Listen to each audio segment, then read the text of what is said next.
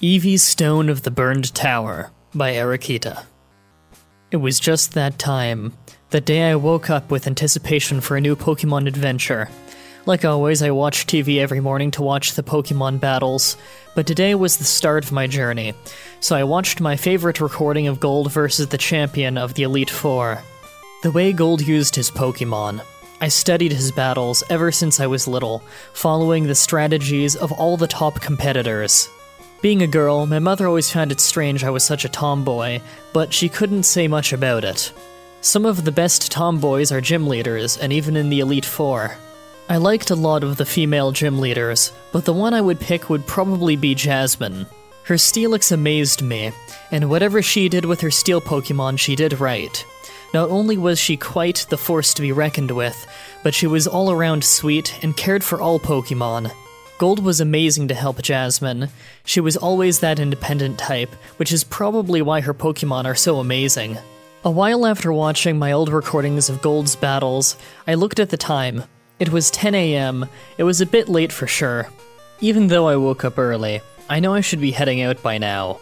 Mom, I'm coming downstairs! I ran down the stairs, all dressed in my outfit my mom bought me and prepared for me. She got it just the way I wanted it. Just like May's outfit on that anime show.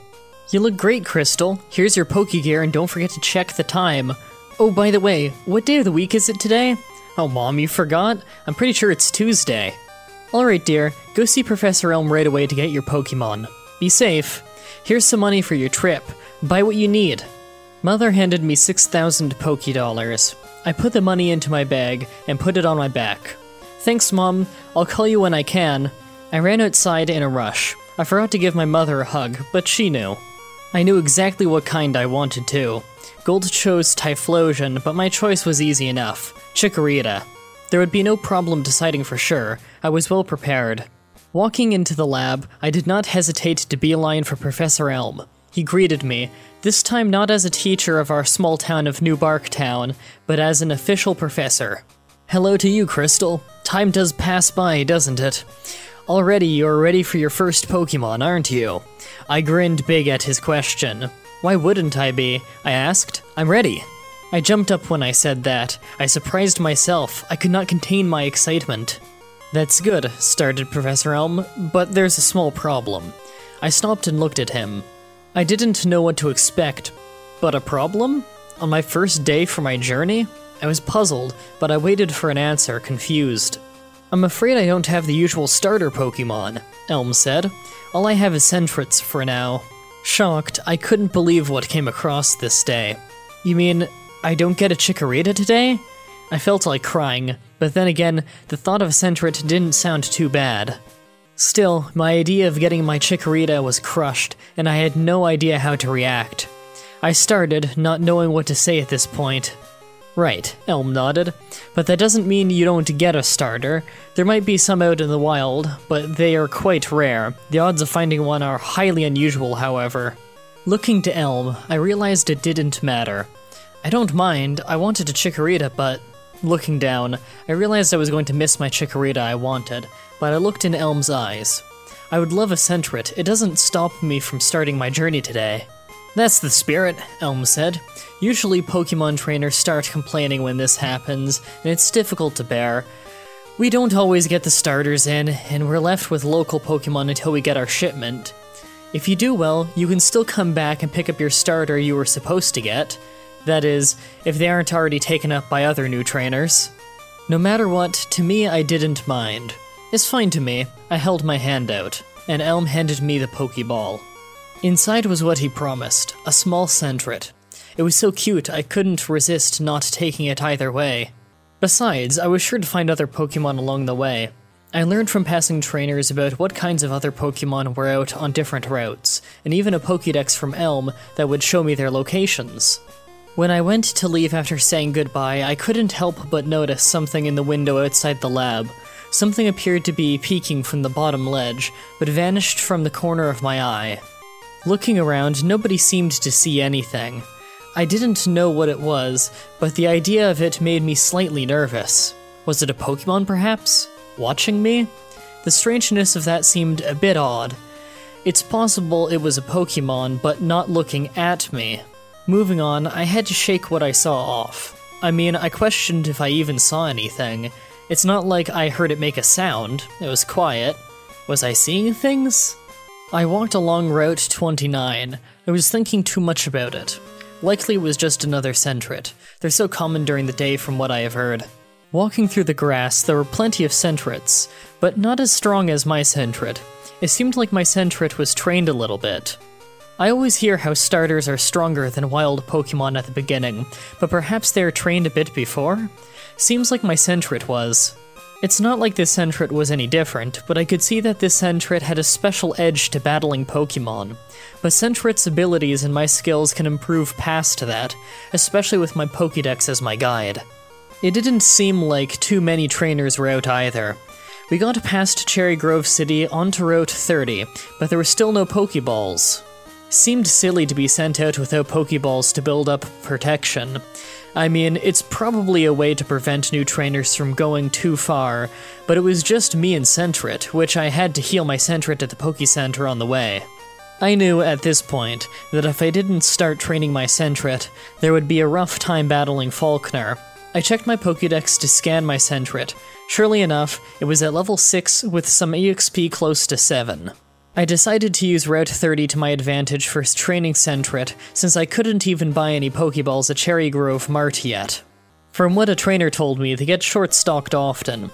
Training and training, it slowly got to sunset, but I didn't stop training Centret, even when it got dark. I praised my Centret well with each victory. I even gave it some berries I found, which made it happy. I was having no problems getting along with Centret. I guess I was lucky with my starter. I heard of difficult Pokemon to starters where trainers would get attacked by their own starters. Centret was more trusting for sure, but he didn't show any signs of being nervous around me. Since it was night, I figured that Cherry Grove City's Pokemart would have some Pokeballs by now, so I headed back south to Cherry Grove City. It was a bit dark, so I tried to make my way back carefully. There was no one around. I had to jump over ledges to avoid grass. I didn't want to have to push my Centret too hard after all that training. I stopped before the entrance to Cherry Grove and pulled out my Pokédex to check my Centret. Centret is now level 13, said the voice on the Pokédex. Seemed alright, but didn't seem like enough for all those wild Pokemon. Still, training on weak Pokemon in the wild will probably not render much experience anyways. Happy with my Centret's effort and my own, I kneeled down and petted my Centret on the head. Good Centret, good boy, I smiled. Centret smiled back and purred. While petting my Centret, I heard a snap in the trees to my left. It made me jump. Centret perked up from the noise. I looked to see what it was, but it was too dark. I saw a shimmer in the bush, a tiny fleck from something. I saw what looked like 2 eyes and teeth, but I could only make out something for a split second. Once I even saw whatever it was, the thing vanished like a blur into the trees. Whatever I saw, it wasn't normal. It's possible it was a Pokemon, like Spinarak, but never have I seen a Spinarak that big. My heart was racing now. Where did it go? I asked myself. With the creature gone and no more sound to be heard, I panicked more. My breath was out of my control. Let's go, Centret. Centret sensed my panic too, and we both made a run for it, straight to the Pokemart. Panting when I got inside the Pokemart, a few late-night shoppers looked at me. Catching my breath, one of them approached me, an old man. He asked me, "Are you alright, miss? Don't let the dark scare ya. Some Pokemon can be quite scary to new trainers in the dark, especially Hoot Hoot." I heard about Hoot Hoot before. I looked to the man. Hoot Hoot, I don't think... I tried to remember what a Hoot Hoot looked like at night. Is it possible I saw its eyes and a beak? The eyes I saw were dark. Right, said the old man. Hoot Hoot's eyes shine in the night, a red glow. It's quite scary, even for elite trainers who let their minds wander. Red eyes were not what I saw. Red eyes, that's not what I saw. They were black. I looked to the old man saying this, although I realized it just sounded like I was getting worked up over nothing. The old man chuckled. Don't be silly, dear. Perhaps you saw a Spinarak? You should find a place to sleep to take your mind off of it, though. Don't scare yourself too much. The old man left the store. Perhaps he was right. I might need to let it go. After all, it could have been a really big and fast Spinarak, although I thought I saw a lighter, paler creature, but perhaps the night was playing tricks on my eyes. Shaking the thought off my mind, I relaxed a little. It seemed to be a lot of Pokémon at night, but the thought of a Pokémon attacking a trainer in the night could still send shivers down my spine. Keeping my mind on task, I checked the Pokémart for Pokéballs at that point. "Hello ma'am, how may I serve you?" the cashier said. "I'm looking for Pokéballs. Do you have any yet?" I asked him. The cashier looked dismayed. "You're not the only one asking. I don't know where the shipment is, but we haven't received any Pokéballs yet." "No Pokéballs? No shipment?" I was puzzled.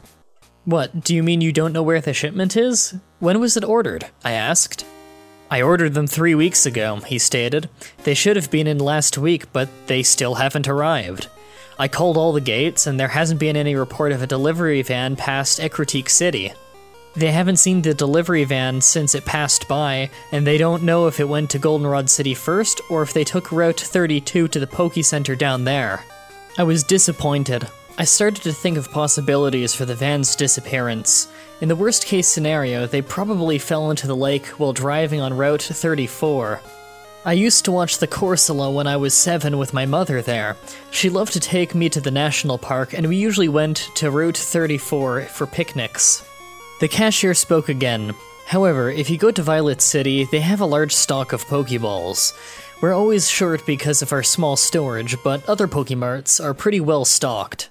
Plus, regular Pokeballs are a lot easier to get from Goldenrod City, where most of the Pokeballs are transported to." Knowing this, it was good information to go on. I mean, surely I knew to get Pokeballs at other cities, but I wasn't expecting Cherry Grove's Pokemart to be void of Pokeballs. I would have to make a long walk, but since I wasn't tired, I figured I could make the walk. "Alright, perhaps I'll walk there then. That's not too far from here, right?" I asked him. "Right, but don't let the dark get to you. Some new trainers easily get lost in the dark. Nothing too dangerous if you already have a Pokemon strong enough. If you like, you can purchase the potions while we still have them." The cashier pointed to the refrigerators with the shelf of potions. It seemed like a good idea. I knew I could use a few, so I bought some with the money I had from my mother. For now, I forgot about the Pokemon I saw in the dark. Didn't seem like a big deal to get scared over a Spinarak anyways, whatever the Pokemon could be. I headed through Route 30 like I did before, except this time heading for Route 31. Along the way, I spotted Mr. Pokemon's house. It was abandoned by now, but it used to be the highlight of Gold's start of his journey. The very place where he met Professor Oak. Knowing Professor Oak is in Pallet Town, I wouldn't meet him until my journey really takes flight. Passing by Mr. Pokemon's house seemed to be pointless when it was only right to stop by the historical place and check it out. I snuck through the bushes and hopped over a fallen tree to reach the door. I couldn't contain my joy. It was so exciting to follow the same path as Gold. My excitement made my hand shake while I turned the door handle and the door creaked open. It was hard to see indoors without the moonlight and stars, so I took out my flashlight. I could only see where I pointed it, so I did my best to look around. Checking the ceiling, I noticed some webs. Spinaraks were more common at night, and since it was dark, I might see one too, but I didn't see any in Mr. Pokemon's old house. Some old machinery was around, but it was too old to even be usable. I heard in a newspaper that Mr. Pokemon got a nice research house near the beach, around Olivine City. I didn't hear anything in the house, and it wasn't as exciting as I had imagined. Too old, I thought. I still flashed my flashlight around to every corner before I left. I then flashed it to a far corner in the back near the left wall. I was horrified at what I saw. My flashlight lit up a human face, laying in the corner. With the light, he looked very pale. In fact, the man wasn't even moving. "Sir?" Even though he wasn't moving, I thought perhaps he was just laying there, pretending? With no response, I gasped. The man's eyes were wide open, showing signs of fear before he died? I couldn't believe it either. It was a scientist, too. Perhaps one of Mr. Pokemon's friends, or one of Professor Elm's assistants? What was this? I couldn't contain my stomach, twisting at the horrific scene. His cheeks were sunken in, and he appeared to be drained, thin, as if he had never eaten before he died. His expression was too horrified to have died from a slow death. Something happened, but there were no signs of a Pokemon attack. Freaked out, I couldn't bear the sight any longer. I ran out and headed for Violet City in a panic. I felt like I should report it to the police immediately. Something horrible happened to that man. It was a crime scene. If I didn't report it, I would only be responsible for letting that scene go unnoticed. I ran down Route 31 as fast as I could.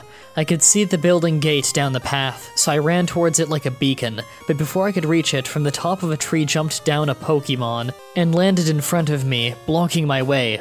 To my astonishment, it was that Pokémon I saw earlier, but its appearance took me by surprise. It was an Eevee, but something appeared wrong with this Eevee. It was not normal. Was it shiny? Its fur was an ashen gray, matted with patches missing in random spots around its body. It growled and panted in what sounded like pain and agony. Its eyes were dry and dull, with no life in them. It had sharp teeth and a decaying mouth. The Eevee's eyes also appeared slightly sunken in around its eyelids. It looked like it hadn't slept in years, and its body was emaciated to the point of its ribcage showing through its skin. I was frozen in place at the sight. I could not turn my eyes away from it, but I could sense my sentret was frozen too. I couldn't speak or move. Something was petrifying me, and it was not just from fear. In fact, I was so afraid I wanted to run, but I couldn't move. Eevee breathed deeply like an old man, with each pant, with each deep, heart-rending growl. Its growl was deep, and felt like an earthquake in my body. It shook my soul. Eevee lurched and crawled towards me slowly. A flash thought crossed my mind. This Eevee, those teeth. None of those Pokemon magazines or news reports of Pokemon evolutions ever mentioned an Eevee like this one, and I thought I read about them all. When the Eevee came forward, feeling was starting to drain from my extremities. Slowly, as the Eevee approached me more, I was losing my sensations in and around me. In fact, I quickly lost a sense for my sentret. This feeling, my body felt like it was draining. Could this be what that scientist had happened to him? I could not move. I could not do anything. My heart raced, but it could not keep up, and I slowly crawled, weakening gradually. I could feel my heart and mind draining. My eyes were wide. I felt my life slip away from me. My vision grew darker, and I fell to my knees, then to the ground, unable to lift a finger. The Eevee was close, and I could now see an aura around me leaving my body. Looking at the Eevee, my aura was being sucked away into its mouth. My vision was dark, but I could make out a misty silhouette of the Eevee. Its eyes were maniacally fierce, and it grinned a sharp sneer. My vision soon faded to black, and my aura was thinning out. All I could do was listen to the breathing and growling of the Eevee. Then a flash of light came from a distance. I could not see anything else, and then there was silence. No sound of the Eevee breathing over me, and I could no longer see a thing. I couldn't even hear, think, or see anything. Everything was dark, but in the distance of wherever I was, I could see a figure appearing in a blue flame. The figure stood in front of me, but I couldn't see who it was. It was dark, like everything else except for the flame. A muffled voice called to me, and echoed from the figure. I tried to approach it, and I was getting closer, but then the figure floated away, coveted in blue flame. I tried to run after the figure, more muffled words. The words became louder and louder, and the figure disappeared into the distance. Then the area around me grew bright and blinded me. It was bright, and I felt my eyes sting. A bright light hit my eyes, and I had shut them. Black, white. Black, white. I was alive? I was lying down, too. The room I was in soon became clear, and I was able to look around. I was in a bedroom, someone's bed, and a man with short spiked blonde hair, a purple headband, purple scarf, and a black shirt with white pants sat next to me. To my amazement, it was none other than Morty. He looked at me as I opened my eyes. "Are you alright?" he asked me. I couldn't help but feel overjoyed to see him. Morty is only one of my favorite male gym leaders, practically a crush if you could call it that. I admired him so much when Gold battled him. When I watched the battle between them, I didn't care who won. "I think I'm fine," I said. I mean, I really thought I was fine. I thought I died. In fact, was I even dead? I must have been dead, or near death. Morty continued talking to me. That Eevee, his face turned serious. That Eevee nearly killed you. I saw what it was doing. If I wasn't there, what if that Eevee has done this to others I'm not aware of? I stared at him for a while, listening to what he said. If the Eevee has done this to others, I said. I thought for a moment. I knew what I saw back at Mr. Pokemon's old house. Have you seen that Eevee before? I asked. No, he said. That Eevee was the first of its kind I ever saw, and I have never seen any Eevee or Pokemon that was undead like that one. Undead? That was undead? I remembered the Eevee's appearance. Patches missing, a growl like an old man dying. To me, it was more than undead. It was dead. Then it came to me. That scientist! I sat up exclaiming. Sweat poured over me. Morty looked to me in suspicion. Not in a way that he suspected me of anything, but when he had heard what I said, he was highly invested. Scientist, what did you see? A scientist. Did you see something related to that Eevee? He was asking me a lot of questions, and I tried to catch my breath. Scientist. Dead. Mr. Pokemon's house. Drained.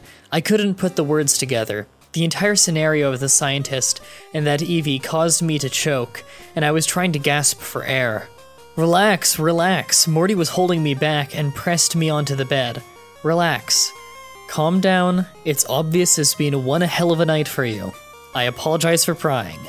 Morty released the pressure off me and sat on the edge of the bed. If you can't tell me now, you'll have to explain it later. You shouldn't be worrying about what happened. Morty stood up and walked to the door.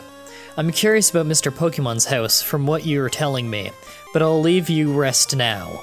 I will report this all to the officers at the gate, and will return to keep an eye on things here. It is not safe for anyone, even myself, to go to that house. If what you saw has to do with that Eevee, then it sounds like we're all in serious danger. What I saw. Thoughts crossed my mind as Morty shut the door as he left. What I saw.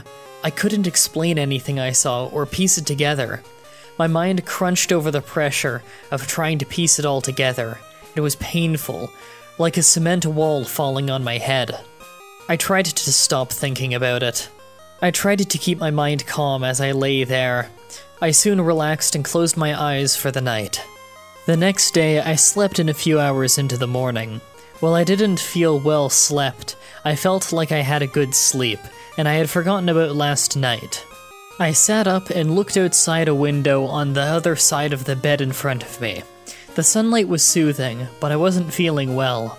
I was still weakened from near death. In fact, my arms still felt heavy and my breath was weighed down by my chest. My chest felt like a wall was pressing down on it. I stretched as best as I could, and I could feel pain tightening in my limbs. Even so, the pain felt like nothing from before, as I felt better, but nearly dead from the exhaustion. Heading out the door, the floor in the main room was a bit cooler. Outside sat Marty on a rice mat. He looked at me and said, "You're finally awake. Feeling any better?" "I'm a bit weak," I replied. My steps were short, but if I didn't move, I knew I would succumb to the weakness. Moving was my best option, no matter how uncomfortable it was. Morty stood up. "You should sit down. Let me prepare something for you." Morty then headed over to the kitchen and grabbed a plate along with some frozen waffles from his fridge. I sat on a mat near his mat and tried to relax and wake up. Morty heated up the waffles on a pan. I could hear the simmering from where I was sitting. Once he was finished, he brought the waffles over.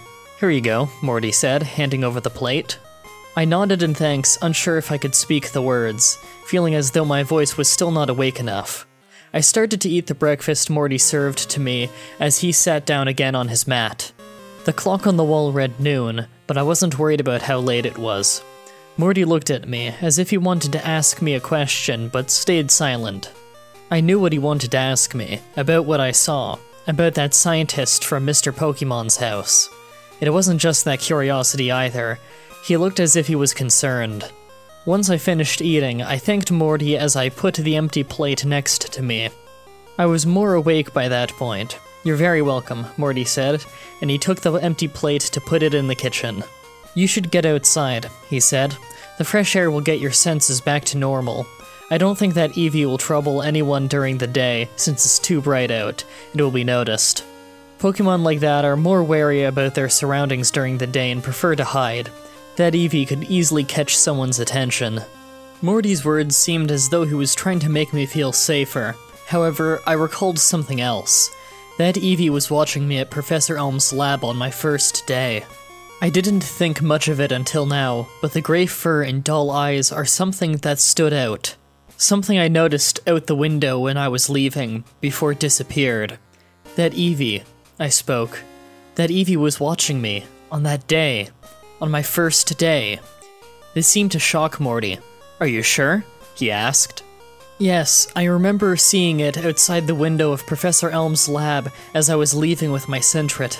I quivered at the thought. Not only was Eevee watching me, but it was planning on training me the entire time. But why would it want me dead? Was I just an easy target because I had no strong Pokemon? As I thought about it, it even made me shudder after seeing the dead scientist. "The scientist," I started. "Eevee must have killed him." Morty turned to me and said, "What scientist is this? Tell me what happened." I then explained the story about me walking into Mr. Pokemon's old house and finding a dead lab assistant, drained, thin, and lifeless. It also seems like Eevee targeted me, with only my Sentret. Sentret is too weak to take on that Eevee. "Of course," Morty said. "It seems to be somehow related to some reports." I looked at him, confused. "There have been other reports," he said, "of people going missing. And when they are found, they are usually dead and mysteriously thin. They are always citizens without Pokemon, and it appears as though they had been sucked dry of life. In fact, there have only been a few reports so far, as if this just started in the last 2 months." Uneasy at that point, I realized I wouldn't have just been dead on Route 31, but I would have been like the scientist. Morty started talking again. "But what doesn't make sense is where it attacked you, right in the open. It's unusual since all of the other people were found in secluded areas or in an empty room." Then he looked at me. "How long was Eevee following you?" he asked. "It was only a day," I said. "Also, I wasn't in Mr. Pokemon's house very long, and I didn't really go inside. Just looked inside with my flashlight." "Right," Morty said, "and because the Eevee couldn't attack you in a hidden spot, it took the opportunity to attack you before you could reach the gate. Still though," Morty held his chin, pondering, "I wonder why it was draining you, and what for?" We discussed things a bit further, about where the Eevee might be hiding. From what I saw, it was in the forest, but Morty didn't think it would just be hiding in the forest, as the attacks were everywhere, even in Cyanwood City, which was its own island. He also told me that the police were notified, and that they would be patrolling all the routes, except for Elix Forest, which is too dark at night to patrol anyways, and people would be warned at both entrances not to enter during night. Morty told me to continue my training, but to stay out of the night. "If you don't continue to get stronger, you'll only fall behind," he told me. I left Morty's house feeling a bit safer, but the lingering memory of the Eevee petrifies me to never go down Route 31 again. I called my mother and told her I was safe. I couldn't tell her the details of what happened, as it would break her spirit, but I briefly told her that I was still alive. She had already heard the news on TV about the police watching for a dangerous Pokemon. I'm not sure if she knows if it's the Eevee I saw, but her voice was distraught and worried about me. I told her I loved her and that I would continue my journey with caution. I could never go down Route 31 to go back, it was out of the question. I could only think of meeting that Eevee again, and likely that Eevee was still searching for me there. Morty did the courtesy of showing me the safe route back to Violet City. He told me to be careful, but also to train in Bellsprout Tower. "There are lots of people in Bellsprout Tower, and the tower is protected by Pokemon," Morty told me, and continued, "The Eevee would be foolish to bother you there. You can also face Falkner, and when you defeat him, you can move on. I hope to see you safe when you come to my gym in Ekrotique City." He walked off and I headed to Violet City after giving him a nod. I was glad that Morty helped me out, but I tensed up when I entered Violet City. The city was fine, but I felt a quiet come across me. I could sense the air around me as unsettling. Perhaps it was my fear, but something struck me as odd in the city. Still, I pressed on, and when I entered the Bellsprout Tower, a calm feeling washed over me. The wooden floor and the rocking pillar was calming, and the place felt very homely. There were some trainers there, and everyone was battling the wild Pokémon in the tower and the trainers. It wasn't too difficult with my Sentret at the level he was. In fact, after a bit of training, and training a new Ghastly I captured, I was eventually able to face Falkner. I trained my Sentret well enough to handle Falkner, and I even trained Ghastly a little bit, but there wasn't much I could do unless Ghastly attacked other wild Ghastlies. Still, Hypnosis was useful, and I managed to get Ghastly to learn Curse. I leveled it to level 16 with hours of training, but in the end, Curse was going to be a good weapon against Falkner. I leveled it to level 16 with hours of training, but in the end, Curse was going to be a good weapon against Falkner. When I fought Falkner, the battle went fine and I won. While Falkner was one of my favorite gym leaders, he wasn't the strongest. Mudslap was annoying, but my Ghastly managed to use Hypnosis just fine. Curse made the process a bit slow, but it was effective. Even though I had forgotten about Eevee, going outside in Violet City still made me tense, even after leaving Bellsprout Tower. I didn't know why, but every time I went outside, the tenseness of the air made me remember that horrifying night. I even felt watched. I started to wonder if I was sensing Eevee nearby, or maybe I was getting paranoid. Perhaps it was the fact I was outside, bringing back some subconscious fear. Still, I pressed on during the day. Just as Marty said, there were police officers outside patrolling. They were out in the day, probably making absolutely sure that the Eevee doesn't ambush random people. After heading down Route 32 and reaching the Pokémon Center, it was around sunset. Near the Pokémon Center was Union Cave. A nearby trainer told me the cave was a short trip, and the officer patrolling the cave's entrance assured me that it was still safe to head through, and there were police still patrolling the cave. Entering the cave, a breeze blew past me. It could have just been the wind passing through the cave, but something was unsettling about it. It didn't sound like wind, but like a breath, a groan, like sighing. There was a hint of it sounding like an old man's voice, but it was difficult to make out. Even so, I pressed on. The cave was also cold and dry. Throughout the cave, there were plenty of strong Pokémon. I caught myself an Onix, but there was no time to train it, as I had to keep moving until I reached Azalea Town. The air was so dry, it felt dead. It reminded me of that scientist I saw, including the smell. The dust and the stale air reminded me of it too much. Getting outside would be my best option. Along the way after battling trainers, I neared the end when I came across an old man. He didn't have any Pokémon, but approached me anyways. "Why, hello there, dear," said the old man. "I see you made it here." Oh. To my surprise, it was the old man from Cherry Grove City. "Why, hello, I met you before," I said. "Correct, my dear, you moved fast since we met. It's been a little while and I see you have stronger Pokémon now." "Why, yes," I said, "and I'm probably past the worst so far."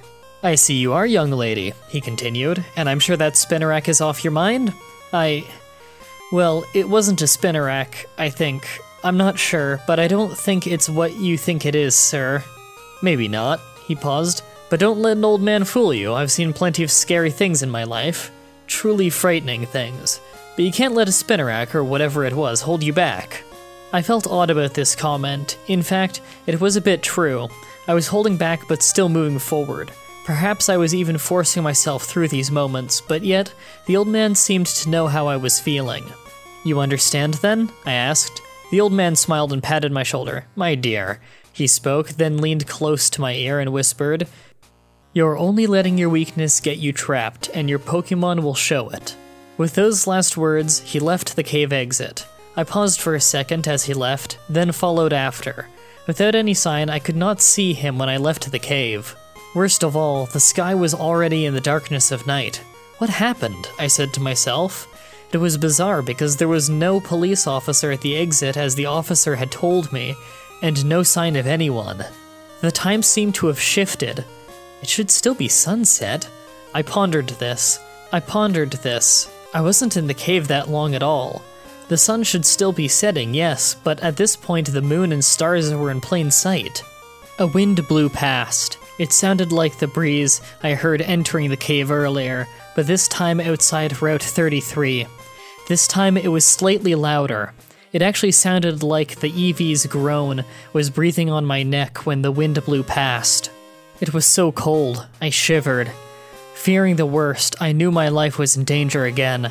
I hurried down the path to reach Azalea town. Running by the well, I tripped and fell, losing my footing in my panic. My breath quickening, another wind passed by, this time with a groan, like the Eevee's growl. I felt it on my chest this time.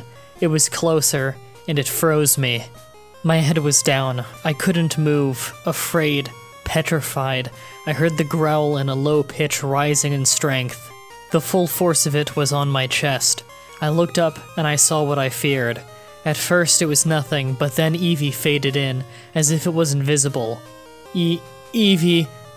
No. I knew this was it again, just like Route 31. I felt desperate this time. Instead of staying down to allow Eevee to drain me, I gathered the strength to push myself onto my feet.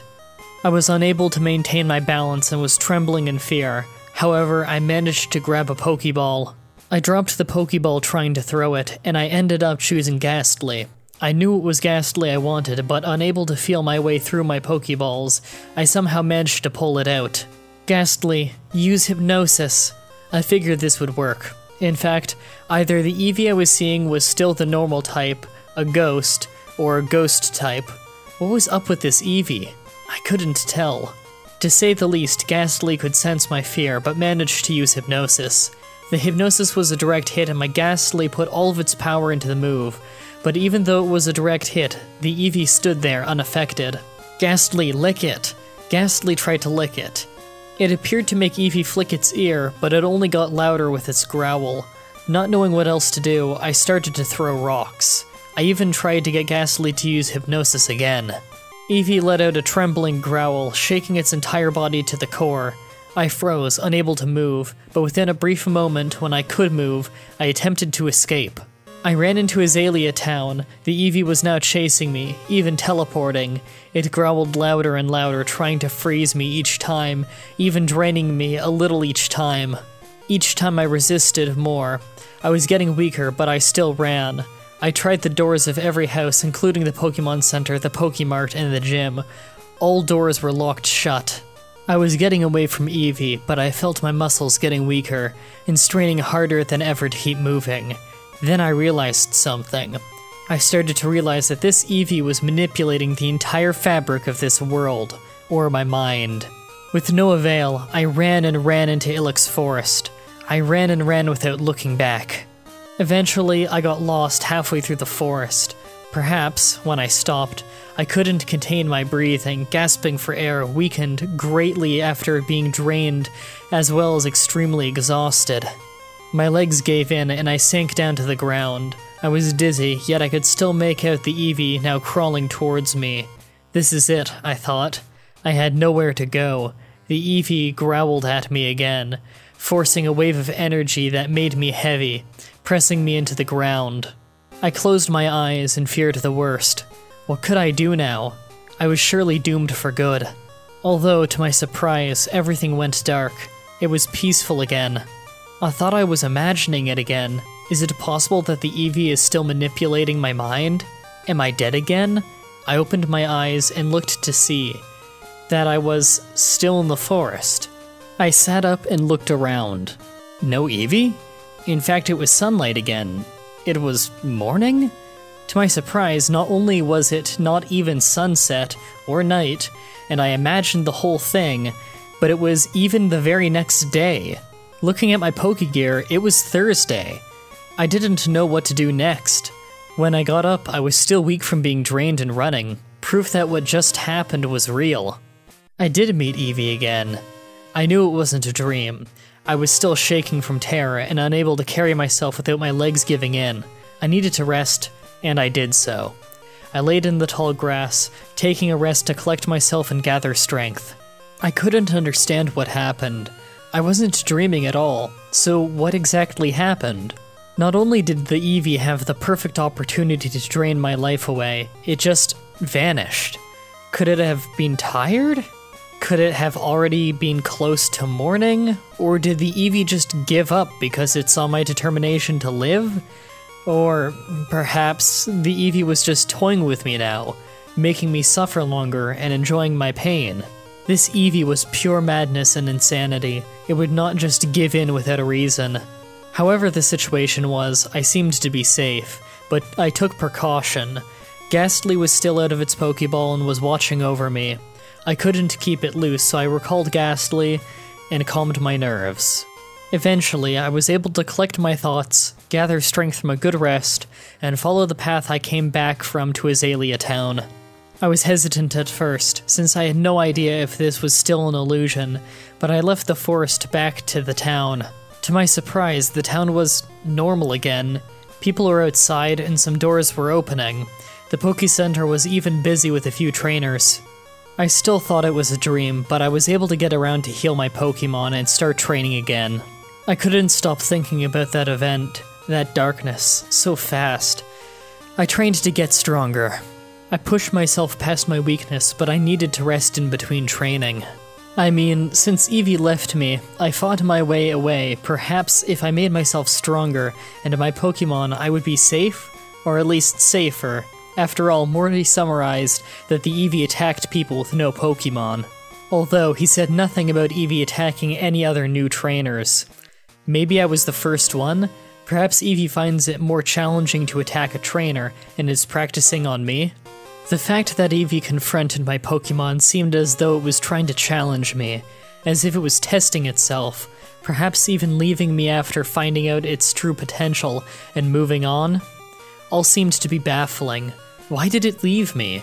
What was it up to? I focused on my training and leveled up my Onix to match up with the rest of my team and make them stronger so I could keep moving forward.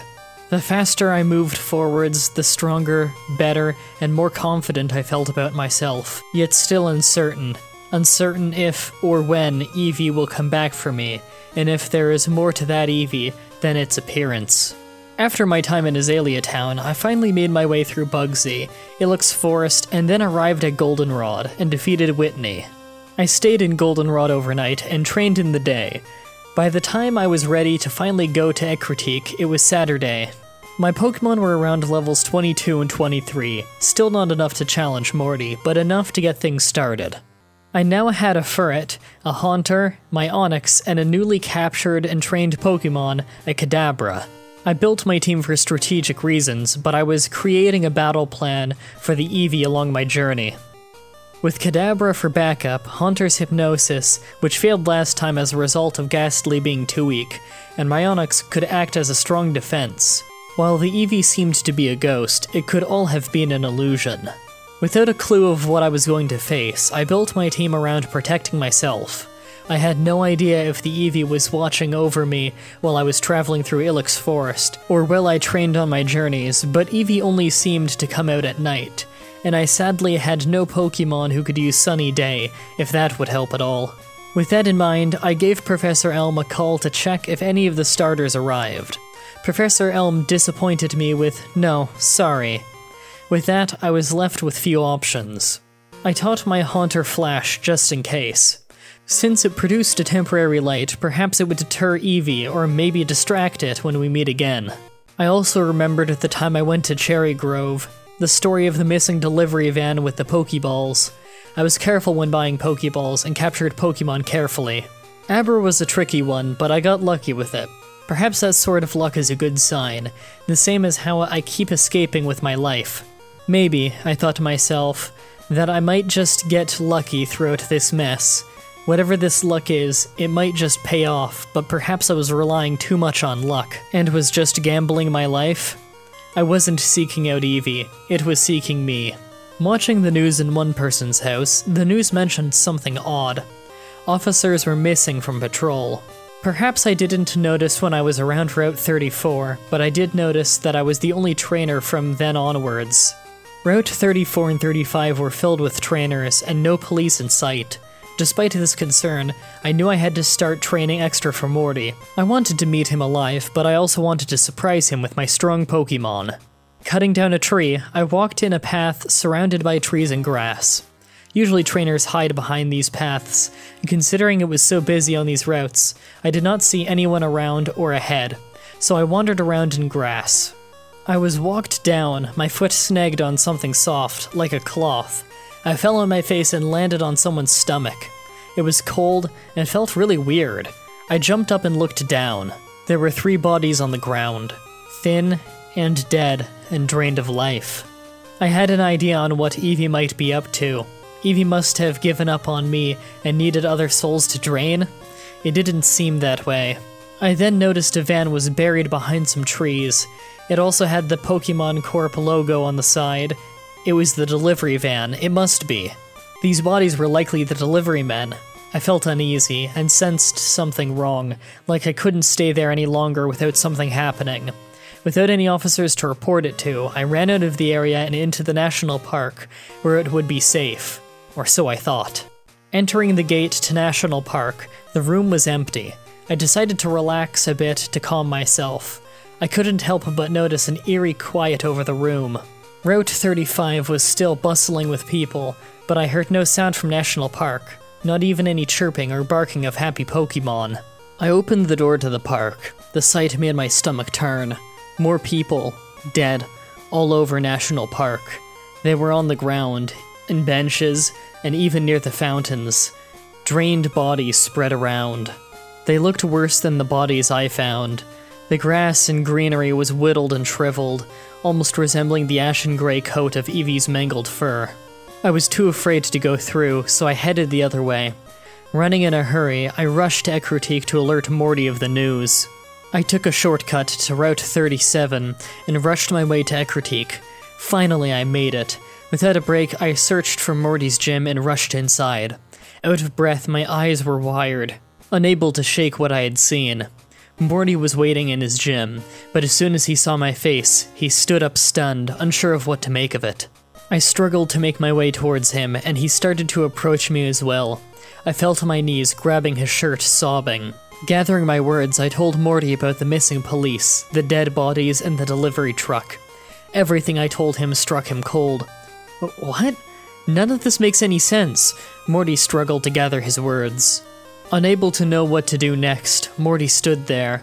After a few moments, Morty put his hands on my shoulders. I don't know what to do. Perhaps we should do something, but I don't know what, he said. Morty helped me back up. I'm glad you're still alive, but we must be careful now. Things are not looking good for Johto. I feel safe with him. He saved my life once, but it was now that I felt we were both in danger. It isn't safe anymore, Morty, I said. Eevee is going to destroy everything. I'm sure of it after seeing what I saw in National Park. Before Morty could say anything, the gym faded into darkness. The lights didn't shut off, they just dimmed away. The sky outside turned black and the trainers in the gym disappeared. Morty was still standing next to me. What is this? Morty said. Oh no, I repeated. This is what Eevee did in Azalea Town. Morty looked at me in surprise. Eevee did what? What happened in Azalea Town? By that time, the booming growl vibrated in the gym and shook us both. Is this an earthquake? What is this? Morty grunted. It's Eevee, I grunted, trying to be strong against the shockwaves. Both of us were rendered unable to move ourselves by Eevee's powerful growl. But there was Eevee at the entrance of the gym, slowly walking towards us, paralyzing us. Whatever this growl was, this was no average Pokemon attack. I can't move. This Eevee. How is it? Morty froze in place, then fell to his knees. I was stuck as well. Unable to explain it myself, Morty was just as baffled as I was. It was then that the Eevee started to drain Morty's life away. Morty let out a shout as he was being drained. The Eevee was sucking his life, choking his strength away bit by bit, and I knew it. Morty struggled to get up, but he was frozen in place like I was when I first encountered Eevee. There was one thing though, Eevee was only draining Morty, but not me. Even though its growl was holding me down, I was not as frozen as Morty. Uncertain of why Eevee was doing this, I held myself up with stiff legs. I grabbed my Pokeball and sent out Onix. Using Onix, I ordered Onix to protect Morty. Onix, wrap around Morty to block Eevee's attack. Onix did just that, creating a barrier. My onyx was now being drained, but this did not deter the Eevee. The Eevee only continued to drain whatever was there and did not move from its place.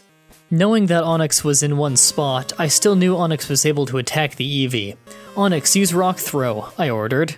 Onyx gathered rocks from the gym and then sent them at Eevee's head. It managed to knock Eevee back a bit.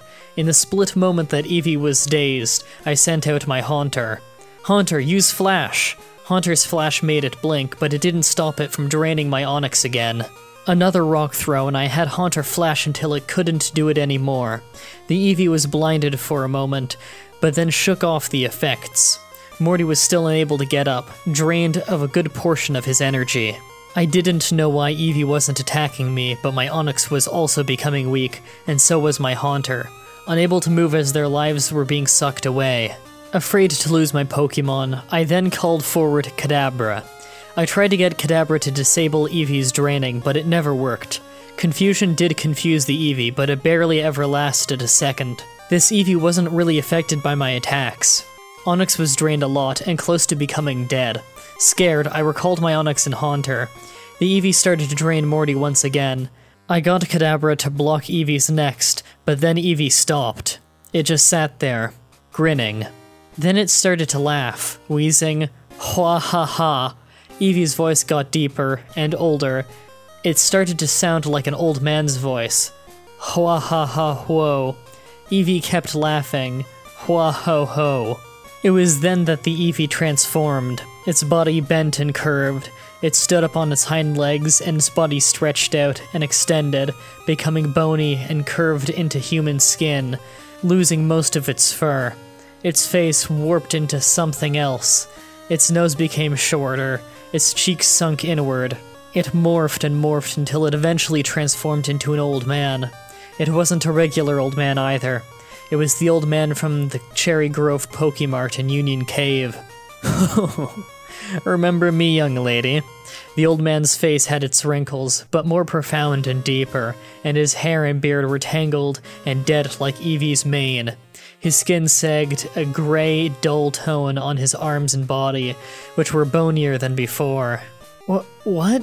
You have been doing this? I struggled to grasp my words. What I just saw, I couldn't believe. I just started to understand why the old man just vanished that day in Azalea Town, and that it was him, the Eevee, who attacked me. "My dear, I don't want to kill you anymore, no." The old man smiled, saying this, and then continued.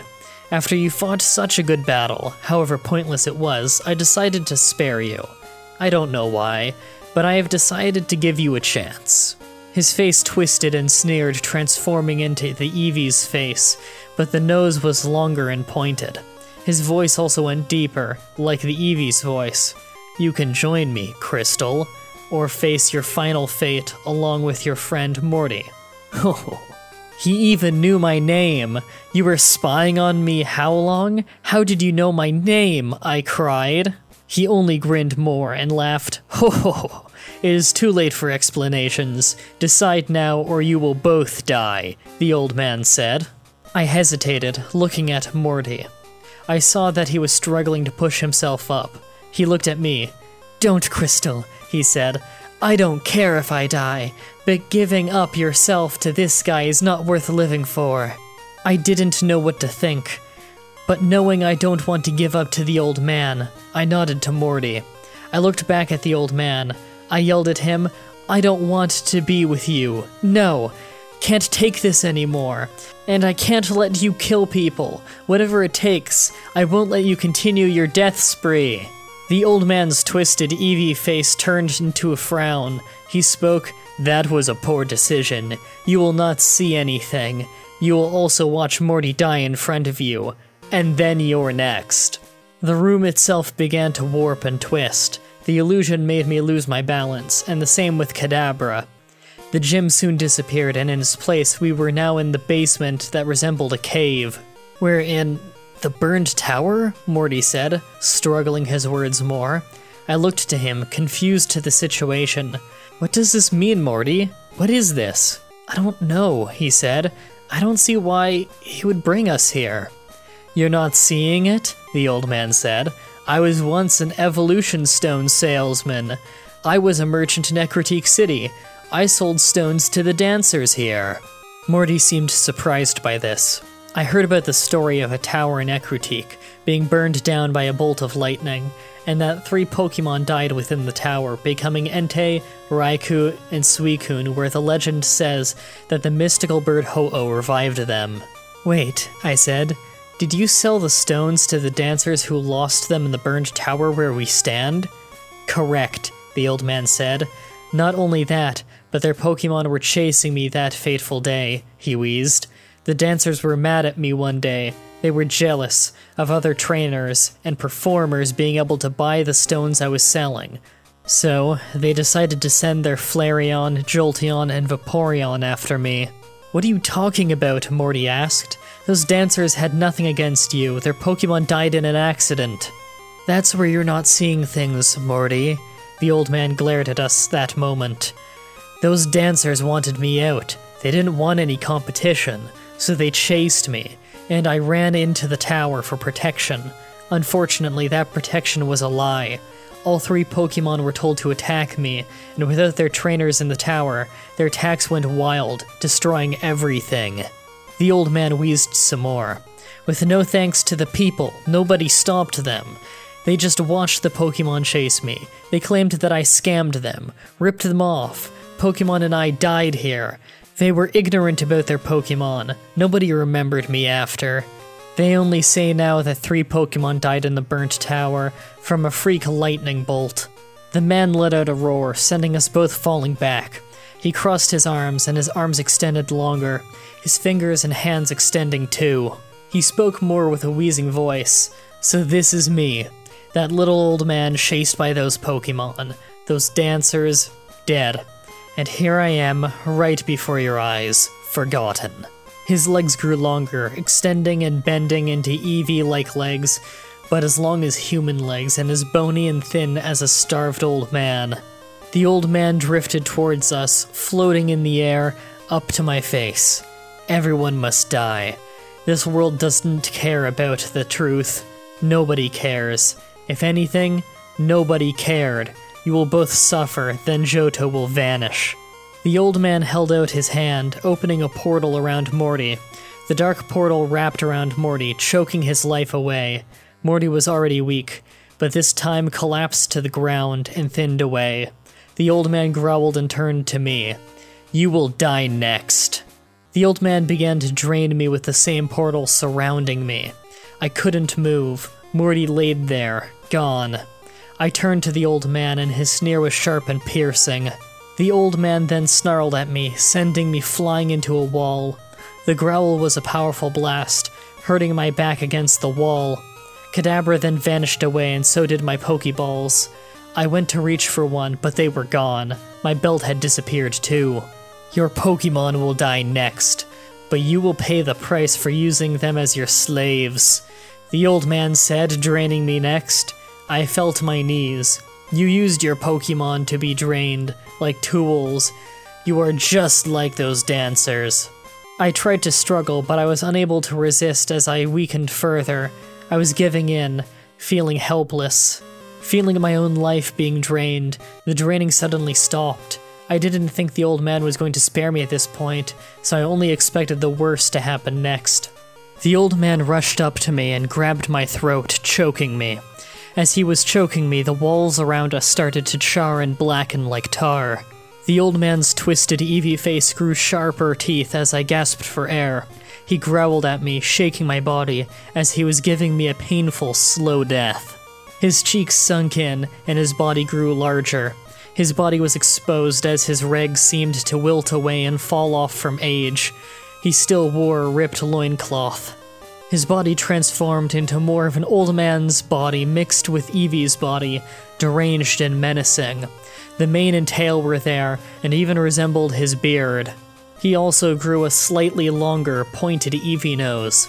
I also noticed something else as my vision was fading. A split in the man's forehead started to show. Inside it, a black stone glinted. Believing I had found a big break, however hopeless it was, I began to struggle away from the man's strong grip, reaching for his forehead. But he clenched his hand tighter around my throat, so I was unable to squirm or breathe. As I was beginning to fade away, my haunter appeared, appearing behind the undead Eevee man. Haunter grabbed the old man's head and used a lick. I did not know at this point if Haunter was really there or not, but this time it seems like lick was working. Haunter then vanished away. The old man went limp and released me from his death grip. Gasping for air, my vision came to, and I regained strength again. It seemed as though Haunter vanished. I regained my strength back. I pulled my way up his arm to his head and managed to reach up to pull out the stone. The stone was pitch black, one of which I had never seen in any Pokémon magazine or anywhere I had studied Pokémon stones. The old man began to wail, clutching his forehead, his entire body bended over in awkward positions. The man's body shriveled and shriveled, his skin started to melt away, exposing his joints. He fell to pieces, crumbling away. His bones fell apart until his body crumbled to dust and soot. By then, it appeared to be the end of it. It was over. However, now Morty lays there on the ground, cold and lifeless. I approach Morty's body and kneel next to it. With dry tears in my eyes, I touch his back, and it was cold, but I didn't care anymore. I was alive, but here I was, left to suffer. Not only was my favorite gym leader gone, but a new friend, and I will never even be able to battle him. The orb I had in my hand started to glow. I opened my hand to look at it. It broke. Out of it came waves of energy. Out of that energy, some of it absorbed back into Morty's body, and he started to move again. Morty? I was surprised to see him move. He moved his arms to get up. Ugh, Morty grunted, pushing himself up. I'm alive? And I feel fine? Morty brushed his clothes off from the dirt, and we stood up together, looking at the pile of dirt. What is that? I looked to him and simply said, "The old man is gone." Morty was relieved, but didn't know what to think of the current situation. We were now stuck in the basement, with one exit, and the basement was a huge room. We'd better head up, he said, so we started walking over to the exit. Everything was silent. The area was so quiet, even our footsteps were lost in the vast space of the basement. Then we heard a noise. The ground shook. A growl slowly groaned from behind us. It was the old man? We turned around, afraid to imagine it was possible, but we only saw the apparition of the old man, hovering above his crumbled corpse. He groaned and howled, "Come back to me. All of you, come back now." The ground began to shake, and the basement started to wrap and twist around us. Scared for our lives, we started to run away. The walls were bending and merging, and holes were opening up in the walls and in the ground, shrinking. Panicking, we rushed to the exit. We were close, but not quite there. The room was still closing in. The basement was shrinking all around us, collapsing into a void in the middle of the room. Running as fast as we could, we ran for the exit. "Go, hurry!" Morty shouted at me. He didn't need to, but panic had rendered us bewildered, and Morty was only encouraging me to move faster. We jumped over barriers folding up from the bending ground, being pulled back each time. The room was getting smaller, being dragged back towards the ghostly old man and the vortex. But the exit was still getting closer too, but not as fast as we were being pulled towards the vortex. We ran and ran on the bending and twisting ground. We felt like we weren't moving forwards, but we were moving away from the vortex bit by bit. We then finally reached the exit, the room smaller than it was before, starting to pull us down with the force of the vortex. We struggled to climb up, nearly losing our grip as on the way up was twisting and bending as we desperately tried to hold on.